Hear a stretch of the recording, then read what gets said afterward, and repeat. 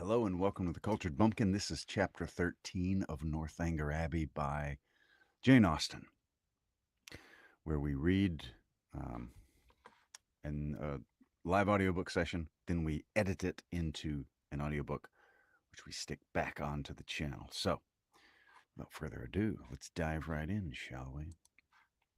Chapter 13. Monday, Tuesday, Wednesday, Thursday, Friday, and Saturday have now passed in review before the reader. The events of each day, its hopes and fears, mortifications and pleasures, have been separately stated, and the pangs of Sunday only now remain to be described and close the week. The Clifton scheme had been deferred, not relinquished, and on the afternoon's crescent of this day it was brought forward again. In a private consultation between Isabella and James, the former of whom had particularly set her heart upon going, and the latter no less anxiously placed his upon pleasing her, it was agreed that, provided the weather were fair, the party should take place on the following morning, and they were set off very early in order to be at home in good time. The affair thus determined and Thorpe's approbation secured, Catherine only remained to be apprised of it. She had left them for a few minutes to speak to Miss Tilney. In that interval the plan was completed, and as soon as she came again, her agreement was demanded, and instead of the gay acquiescence expected by Isabella, Catherine looked grave and was very sorry, but could not go. The engagement which ought to have kept her from joining in the former attempt would make it impossible for her to accompany them now. She had that moment settled with Miss Tilney to take their proposed walk tomorrow. It was quite determined, and she would not, upon any account, retract. But that she must and should retract was instantly the eager cry of both the Thorpes. They must go to Clifton tomorrow, and they would and they would not go without her. It would be nothing to put off a mere walk for one day longer, and they would not hear of a refusal. Catherine was distressed, but not subdued. "Do not urge me, Isabella. I am engaged to Miss Tilney. I cannot go." This availed nothing. The same arguments assailed her again. She must go. She should go, and they would not hear of a refusal. "It would be so easy to tell Miss Tilney that you had been reminded of her prior engagement and must only beg to put off the walk till Tuesday." "No, it would not be that easy. I could not do it. There has been no prior engagement." But Isabella became only more and more urgent, calling on her in the most affectionate manner, addressing her by the most endearing names. She was sure her dearest, sweetest Catherine would not seriously refuse such a trifling request to a friend who loved her so dearly. She knew her beloved Catherine to have so feeling a heart, so sweet a temper, to be so easily persuaded by those she loved. But all in vain. Catherine felt herself to be in the right, and though pained by such tender, such flattering supplication, she could not allow it to influence her. Isabella then tried another method. She reproached her with having more affection for Miss Tilney, though she had known her so little a while, than for her oldest friends, with being grown cold and indifferent, in short, towards herself. "I cannot help being jealous, Catherine, when I see myself slighted for strangers, I who love you so excessively. When once my affections are placed, it's not in the power of anything to change 'em. But I believe my feelings are stronger than anybody's. I'm sure they're too strong for my own peace, and to see myself supplanted in your friendship by strangers does cut me to the quick, I own. These Tilneys seem to swallow up everything else." Catherine thought this reproach equally strange and unkind. Was it the part of a friend thus to expose her feelings to the notice of others? Isabella appeared to her ungenerous and selfish, regardless of everything but her own gratification. These painful ideas crossed her mind, though she said nothing. Isabella, in the meantime, had applied her handkerchief to her eyes, and Morland, miserable at such a sight, could not help saying, "Nay, Catherine, I think you cannot stand out any longer now. The sacrifice is not much, and to oblige such a friend, I shall think you quite unkind if you still refuse." This was the first time of her brother's openly siding against her, and anxious to avoid his displeasure, she proposed a compromise. If they would only put off their scheme till Tuesday, which they might easily do, as it depended only on themselves, she could go with them, and everybody might then be satisfied. But no, no, no, was the immediate answer. That could not be, for Thorpe did not know that he might not go to town on Tuesday. Uh, for Thorpe did not know that he might not go to town on Tuesday. Catherine was sorry, but she could do no more, and a short silence ensued, which was broken by Isabella, who, in a voice of cold resentment, said, "Very well, then there's an end of the party. If Catherine does not go, I cannot. I cannot be the only woman. I would not, upon any account in the world, do so improper a thing." "Catherine, you must go," said James. "But why cannot Mr. Thorpe drive one of his other sisters? I dare say either of them would like to go." "Thank you," cried Thorpe, "but I did not come to Bath to drive my sisters about and look like a fool. No, if you don't go, dang it if I do. I only go for the sake of driving you." "That is a compliment which gives me no pleasure." But her words were lost on Thorpe, who had turned abruptly away. The three others still continued together, walking in a most uncomfortable manner to poor Catherine. Sometimes not a word was said.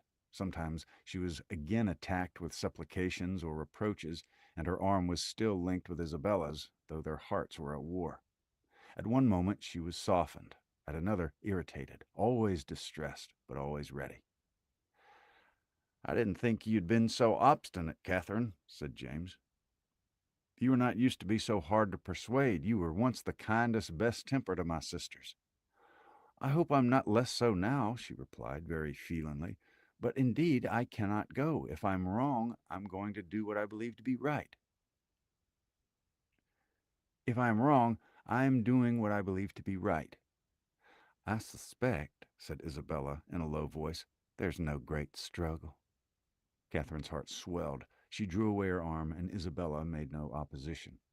Thus passed a long 10 minutes, till they were again joined by Thorpe, who, coming to them with a gayer look, said, "Well, I've settled the matter, and now we may go tomorrow with a safe conscience. I've been to Miss Tilney and made your excuses." "You have not," cried Catherine. "I have, upon my soul. Left her this moment. Told her you'd sent me to say that having told her that you had sent me to say that having just recollected a prior engagement of going to Clifton with us tomorrow, you could not have the pleasure of walking with her till Tuesday. She said very well, Tuesday was just as convenient to her, so there's an end of all our difficulties. A pretty good thought of mine, hey?" Isabella's countenance was once more all smiles and good humor, and James too looked happy again. "A most heavenly thought indeed. Now, my sweet Catherine, all our distresses are over. You are honorably acquitted, and we shall have the most delightful party." "This will not do," said Catherine. "I cannot submit to this. I must run after Miss Tilney directly and set her right." Isabella, however, caught hold of one hand, Thorpe of the other, and remonstrances poured in from all three. Even James was quite angry. When everything was settled, when Miss Tilney herself said that Tuesday would suit her as well, it was quite ridiculous, quite absurd to make any further objection. Quick little water break. How's it going? Oh, well, glad you popped in. Good to see you.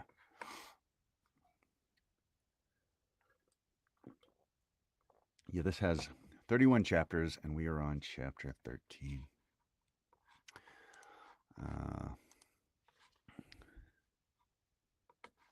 Let's see. Sorry, I got to check one little thing out right here.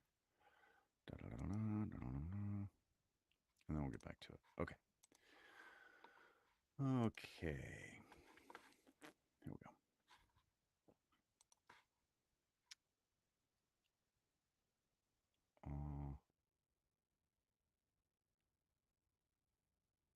Let's see. I do not care. Mr. Thorpe had no business to invent any such message. If I had thought it if I had thought it right to be put off, I could have spoken to Miss Tilney myself. This is only this is only doing it in a ruder way. And how do I know that Mr. Thorpe has? He may have mistaken again, he may be mistaken again, perhaps. And how do I know that Mr. Thorpe has? He may be mistaken again, perhaps. He led me into one act of rudeness by his mistake on Friday. Let me go, Mr. Thorpe. Isabella, do not hold me. Thorpe told her it would be in vain to go after the Tilneys. They were turning the corner into Brock Street when he had overtaken them, and were at home by this time. Then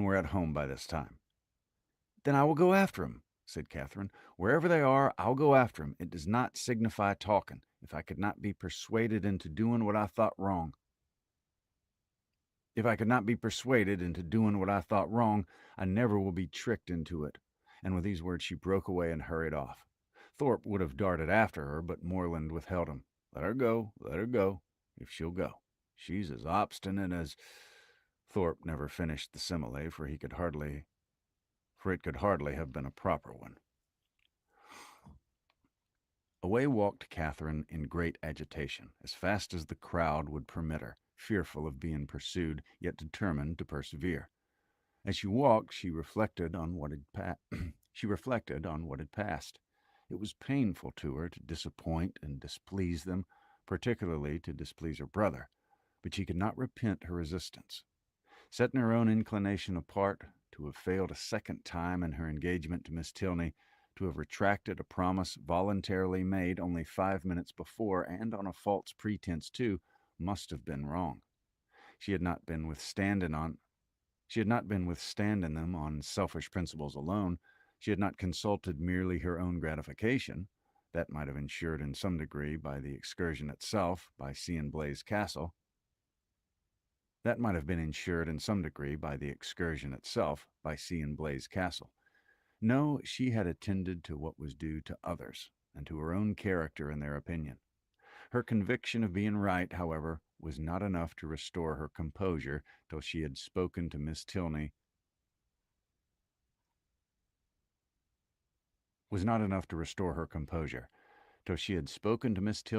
She could not be at ease, and quickening her pace, when she got clear of the crescent, she almost ran over the remaining ground till she gained the top of Milsom Street.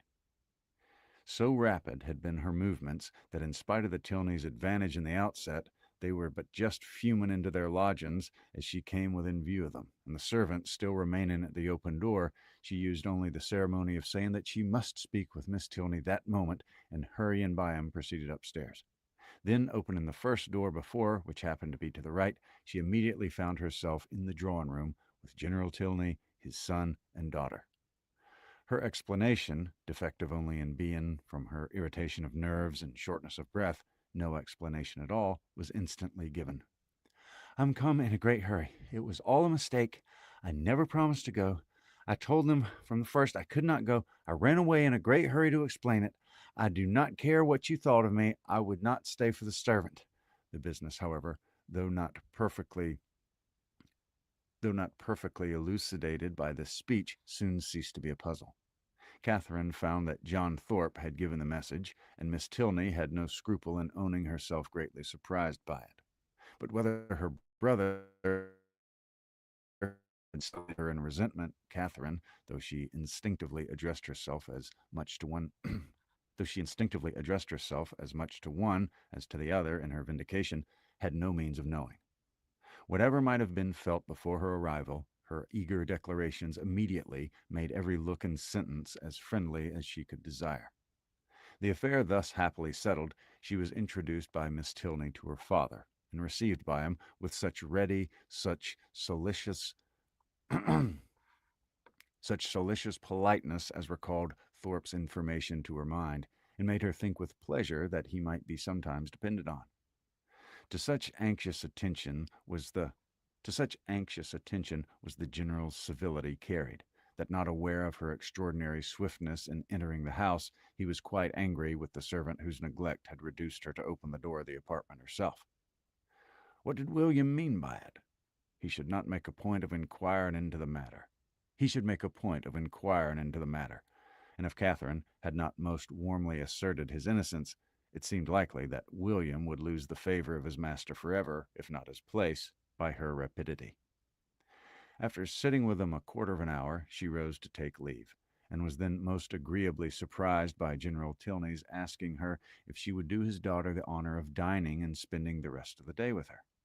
Miss Tilney added her own wishes. Catherine was greatly obliged, but it was quite out of her power. Mr. and Mrs. Allen would expect her back every moment. The general declared he could say no more. The claims of Mr. and Mrs. Allen were not to be superseded, but on some other day he trusted, when longer notice could be given, they would not refuse to spare her to their friend. Oh no, Catherine was sure that they would not have the least objection, and she should have great pleasure in coming. The general attended her himself to the street door, saying everything gallant as they went downstairs, admiring the elasticity of her walk, which corresponded exactly with the spirit of her dancing, and making her one of the most graceful bows she had ever beheld when they parted.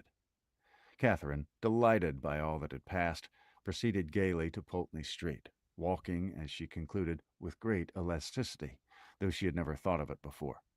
She reached home without seeing anything more of the offended party, and now that she had been triumphant throughout, had carried her point, and was secure of her walk, she began, as the flutter of her spirits subsided, to doubt whether she had been perfectly right. A sacrifice was always noble, and if she had given way to their entreaties, she might have been spared the distressing idea of a friend displeased, a brother angry, and a scheme of great happiness to both destroyed, perhaps through her means. To ease her mind, and ascertain by the opinion of an unprejudiced person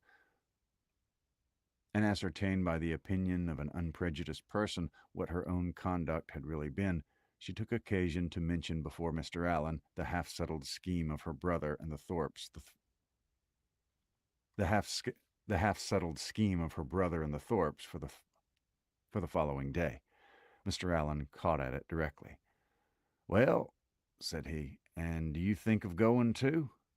"No, I had just engaged myself to walk with Miss Tilney before they told me of it, and therefore you know I should not go with them, could I?" "Well, no, certainly not, and I'm glad you do not think of it. These schemes are not at all the thing. Young men and women driving about the country in open carriages. Now and then it's very well, but going to inns and public places together, it's not right, and I wonder Mrs. Thorpe should allow it. I'm glad you do not think of going. I'm sure Mrs. Moreland would not be pleased. Mrs. Allen, are not you of my way of thinking? Do not you think these kinds of projects objectionable?" "Yes, very much so indeed. Open carriages are nasty things. A clean gown is not 5 minutes' wear in 'em. You're splashed getting in and out, and the wind takes your hair and your bonnet in every direction. I hate a open carriage myself." "I know you do, but that's not the question. Do not you think it has an odd appearance if young ladies are frequently driven about in 'em by young men to whom they're not even related?" "Oh, yes, my dear, a very odd appearance indeed. I cannot bear to see it." "Dear madam," cried Catherine, "then why did you not tell me so before? I'm sure if I had known it to be improper, I would not have gone with Mr. Thorpe at all. But I always hoped that you would tell me if you thought I was doing wrong." "And so I should, my dear, you may depend on it. For as And so you should, my dear, as you may depend on it. For as I told Mrs. Moreland at parting, I would always do best for ye in my power. But one must not be over particular. Young people will be young people, as your godmother says herself. You know I wanted you when we first came not to buy that sprigged muslin, but you would. Young people do not like to be always thwarted. This But this was something of real consequence, and I do not think you should have found me hard to persuade."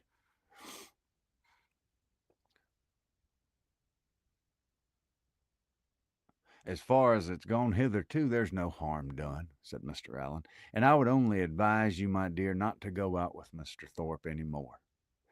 "That is just what I was going to say," added his wife. quick little break and then we'll finish up.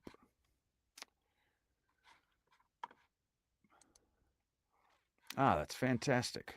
What's your certificate in? Congratulations.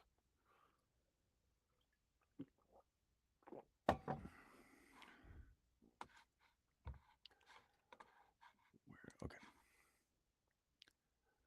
Catherine, relieved for herself, felt uneasy for Isabella, and after a moment's thought, asked Mr. Allen whether it would not be proper and kind for her to write to Miss Thorpe and explain the indecorum of which she must be as insensible as herself, for she considered that Isabella might otherwise perhaps be going to Clifton the next day in spite of what had passed.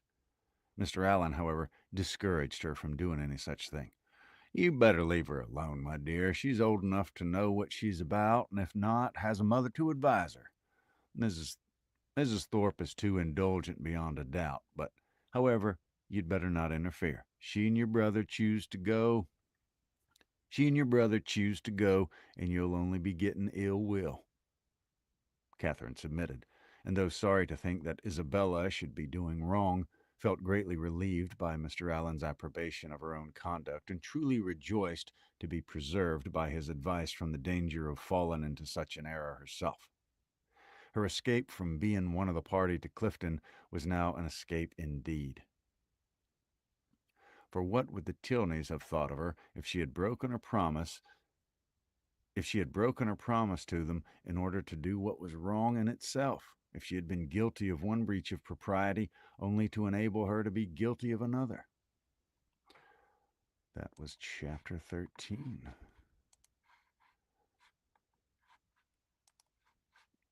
Ah, very cool. Very cool. That's awesome. All right, let's see. That was the end of chapter 13. Oh no. Next one. Chapter I might start chapter 14. Chapter 14. The next morning was fair, and Catherine almost expected another attack from the assembled party. With Mr. Allen to support her, she felt no dread of the event, but she would gladly be spared a contest where victory itself was painful, and was heartily rejoiced, therefore, at neither seeing nor hearing anything of them. The Tilneys called for her at the appointed time, and no new difficulty arising, no sudden recollection, no unexpected summons, no impertinent intrusion to disconcert their measures, my heroine was most unnaturally able to fulfill her engagement, though it was made with the hero himself. They determined on walking around Beechen Cliff, that noble hill whose beautiful verdure and hanging coppice render it so striking an object from almost every opening in Bath. I never look at it, said Catherine as they walked along the side of the river, without thinking of the south of France. You've been abroad, then? Said Henry, a little surprised. Oh, no, I only mean that I've read about it. It always puts me in the mind of the country that Emily and her father traveled through in the mysteries of Udolpho. But you never read novels, I dare say. Why not? Because they're not clever enough for you. Gentlemen read better books. The person, be it gentleman or lady, who has not pleasure in a good novel must be intolerably stupid. I've read all of Mrs. Ra- I have read all of Mrs. Radcliffe's works, and most of them. The Mysteries of Udolpho, when I had once begun it, I could not lay down again. I remember finishing it in 2 days, my hair standing on end the whole time. Yes, added Miss Tilney, and I remember that you undertook to read it aloud to me, and that I was called away for only 5 minutes to answer a note. Instead of waiting for me, you took the volume into the Hermitage Walk, and I was obliged to stay until you'd finished it. Thank you, Eleanor. A most honorable testimony. You see, Miss Morland, the injustice of your suspicions. Here was I, eagerness, here was I, in my eagerness to get on, refusing to wait only 5 minutes for my sister, breaking the promise I had made of reading it aloud and keeping her in suspense at a most interesting part by running away with a volume, which, you are to observe, was her own, particularly her own, and I'm proud when I reflect on it, I am proud when I reflect on it, and I think it must establish me in your good opinion. I'm very glad to hear it indeed, And now I shall never be ashamed of liking Udolpho myself. But I really thought before young men despised novels amazingly. It is amazingly. It may well suggest amazement if they do, for they read nearly as many as women. I myself have read hundreds and hundreds. Do not imagine that you can cope with me in a do not imagine that you can cope with me in a knowledge of Julius and Louisa's. Do not imagine that you can cope with me in a knowledge of Julia's and Louisa's. If we proceed to particulars and engage in the never ceasing inquiry of have you read this and have you read that, I shall soon leave you as far behind me as, what shall I say? I want an appropriate simile. As far as your friend Emily herself left poor Valancourt when she went with her aunt into Italy. Consider how many years I have had of the start of you. Consider how many years I have Consider how many years I've had the start of you. I had entered I had entered on my studies at Oxford while you were a good little girl working your sampler at home. Well, not very good, I'm afraid, but now really, do not you think Udolpho the nicest book in the world? The nicest, by which I suppose you mean the neatest, well, that must depend upon the binding. That must depend upon the binding. Henry, said Miss Tilney, you're very impertinent. Miss Moreland, he is treating you exactly as he does his sister. He is forever finding fault with me for some incorrectness of language, and now he's taken the same liberty with you. The word nicest, as you used it, did not suit him, and you'd better change it as soon as you can, or we shall be overpowered with Johnson and Blair all the rest of the way. I'm sure, cried Catherine, I did not mean to say anything wrong, but it's a nice book, and why should I not call it so? Very true, said Henry. And this is a very nice day, and we are taking a very nice walk, and you two are very nice young ladies. Oh, it's a very nice word indeed. It does for everything. Originally, perhaps it was applied only to express neatness, propriety, delicacy, or refinement. People were nice in their dress, in their sentiments, or their choice. But now every commendation on every subject is comprised in that one word. While, in fact, cried his sister, it ought only to be applied to you without any commendation at all. You are more nice than wise. Come, Miss Moreland, let us leave him to meditate over our faults in the utmost propriety of diction, while we praise Udolpho in whatever terms we like best. It's a most interesting work. You're fond of that kind of reading? To say the truth, I do not like much any better. Indeed. That is, I can read poetry and plays and things of that sort, but I do not dislike travels. But history, and do not dislike travels. But history, real solemn history, I cannot be interested in. Can you? Yes, I'm fond of history. I wish I were too. I read it a little as a duty, but it tells me nothing that does not either vex or weary me. The quarrels of popes and kings, with wars or pestilences in every page, the men all the men all so good for nothing and hardly any women at all. It's very tiresome. And yet I often think it odd that it should be so dull. For a great deal it must be for a great deal of it must be invention. The speeches that are to be the speeches that are put into heroes' mouths, their thoughts and designs, the chief of all this must be invention, and invention is what delights me in other books. Historians, you think, said Miss Tilney, are not happy in their flights of fancy. They display imagination without raising interest.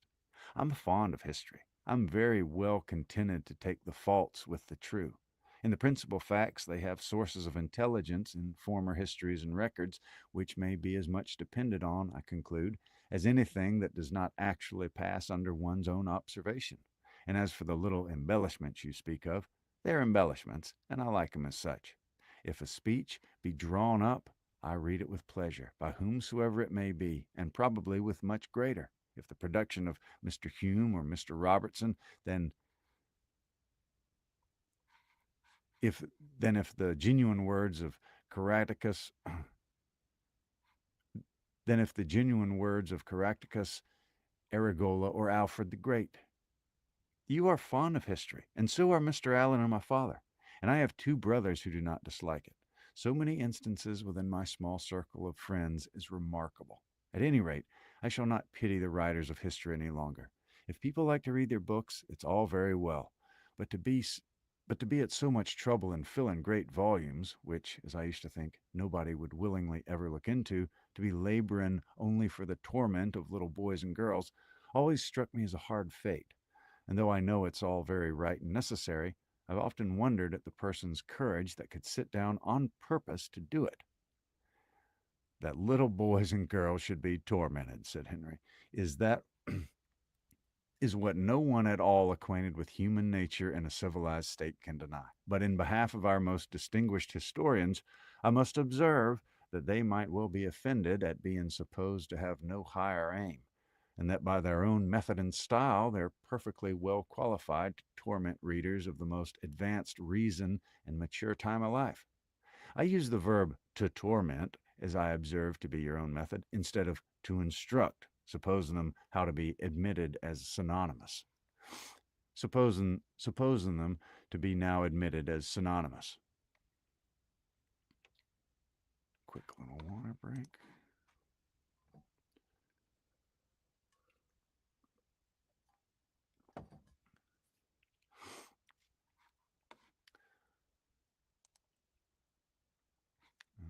Okay. You think me foolish to call instruction a torment, but if you had been as much used to myself, but if you had been as much used as myself to hear poor little children first learning their letters and then learning to spell, if you had ever seen how stupid they can be for a whole morning together, and how tired my poor mother is at the end of it, as I'm in the habit of seeing almost every day of my life at home, you would allow that to torment and to instruct might sometimes be used as synonymous words. Very probably. But historians are not accountable for the difficulty of learning to read.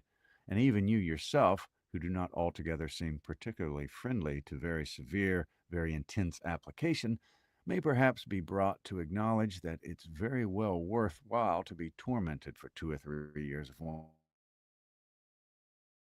for the sake of being able to read all the rest of it. Consider, if reading had not been taught, Mrs. Radcliffe, if reading had not been taught, Mrs. Radcliffe would have been written in vain, or perhaps might have, or perhaps might not have written at all. Catherine, Catherine assented. I don't even know how to say this word. I've never even seen it. Okay, here it is. I'm going to look it up. It is P-A. This is a good thing about reading. You read something, you're like, what is that? Panegyric. Panegyric. I don't even know what it means. A public speech or published text in praise of someone or something. Catherine assented, and a very warm panegyric from her on that lady's merits closed the subject. The Tilneys were soon engaged in another on which she had nothing to say. They were viewing the country with the eyes of persons accustomed to drawing, and decided on its capability of being formed into pictures with all the eagerness of real haste. Here Catherine was quite lost. She knew nothing of drawing, nothing of taste, and she listened to them with an attention which brought her little profit, for they talked in phrases which conveyed scarcely any idea to her. The little which she could understand, however, appeared to contradict the very few notions she had entertained on the matter before. It seemed as if a good view were no longer to be taken from the top of an high hill, and, a, and that a and that a clear blue sky was no longer a proof of a fine day. She was heartily ashamed of her ignorance, a misplaced shame. Where people wish to attach, they should always be ignorant.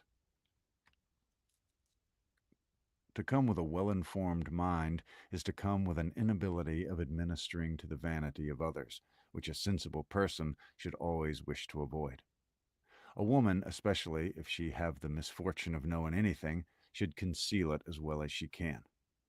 The advantage of natural folly in a beautiful girl have been already set forth by the capital pen of a sister author, and to her treatment of the subject I will only add, in justice to men, that though to the larger and more trifling part of the sex, imbecility in females is a great enhancement of their personal charms, there is a portion of them too reasonable and too well informed themselves to decide There was a portion of them too reasonable and too well informed themselves to desire anything more in woman than ignorance.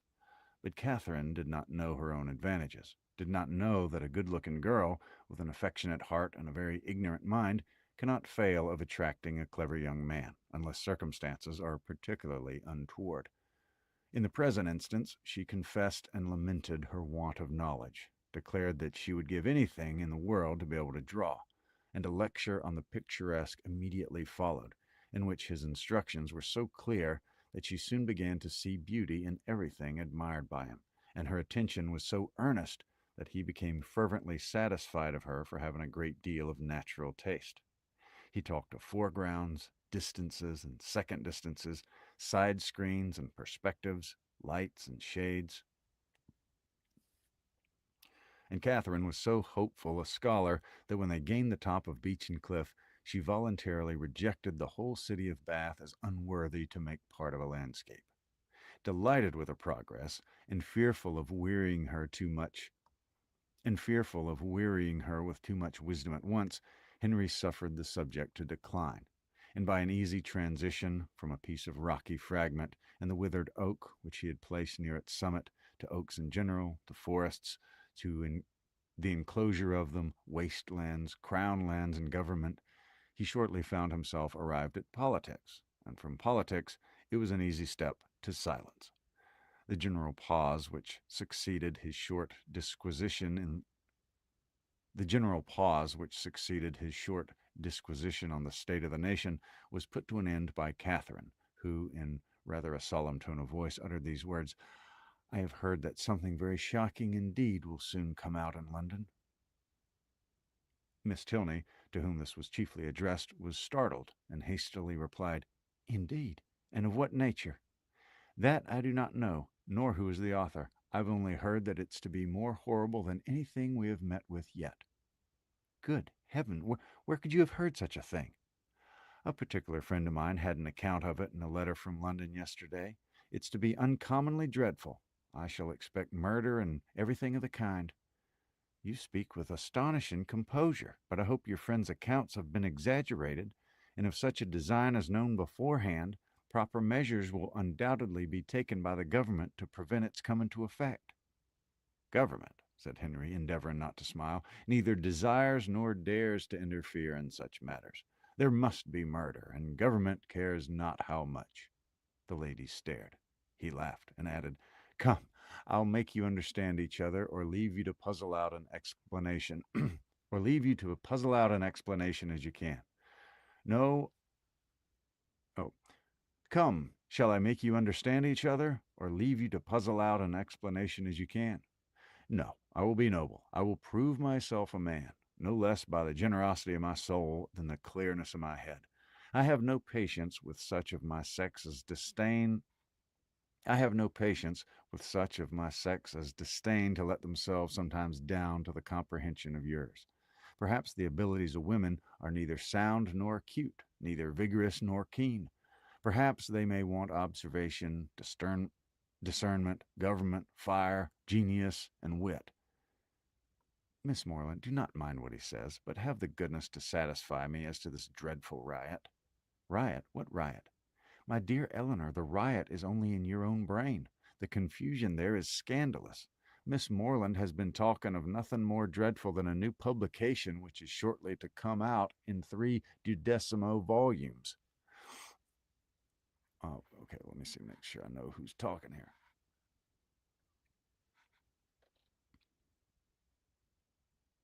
I think that's he's still talking. Miss Moreland, Miss Moreland, do not mind what he says, but have the goodness to satisfy me as to this dreadful riot." "Riot? What riot?" "My dear Eleanor, the only riot is in your own brain. The confusion there is scandalous. Miss Moreland has been talking of nothing more dreadful than a new publication which is shortly to come out in 3 volumes, 276 pages in each, with a frontispiece to the first of 2 tombstones and a lantern. Do you understand? And you, Miss Moreland, my stupid sister has mistaken all your clearest expressions. You talked of expected horrors in London. and instead of instantly conceiving, as any rational creature would have done, that such words could relate only to a circulating library, she immediately pictured herself a mob of 3,000 men assembling in St. George's Field, the bank attacked, the Tower threatened, the streets of London flowing with blood, a detachment a detachment of the 12th Light Dragoons, the hopes of the nation, called up from Northampton to quell the insurgents, and the gallant Captain Frederick Tilney, in the moment of charging at the head of his troop, knocked off his horse by a brickbat from an upper window. Forgive her stupidity. The fears of the sister have added to the weakness of the woman, but she is by no means a simpleton in general. Catherine looked grave. And now, Henry, said Miss Tilney, that you have made us understand each other, you may as well make Miss Morland understand yourself, unless you mean to have her think you intolerably rude to your sister and a great brute in your opinion of women in general. Miss Morland is not used to your odd ways. I shall be most happy to make her better acquainted with them. No doubt, but that's no explanation of the present. What am I to do? You know what you ought to do. Clear your character handsomely before her. Tell her that you think very highly of the understanding of women. Miss Morland, I think very highly of the understanding of all the women in the world, especially of those, whoever they may be, with whom I happen to be in company. That's not enough. Be more serious.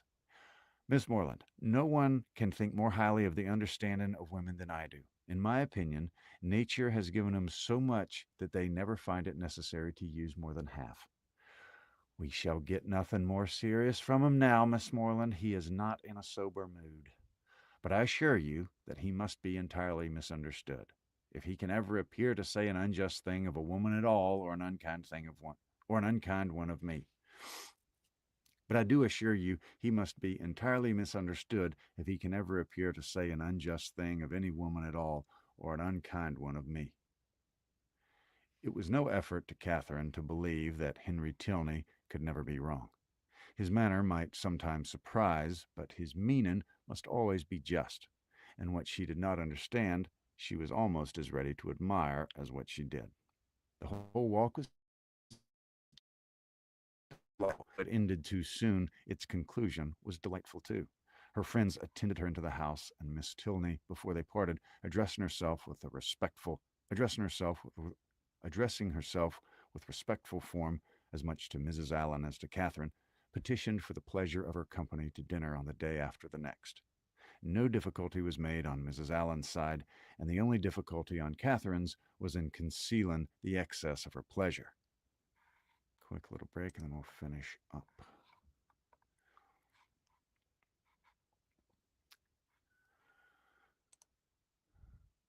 Hey, Heather, what's going on?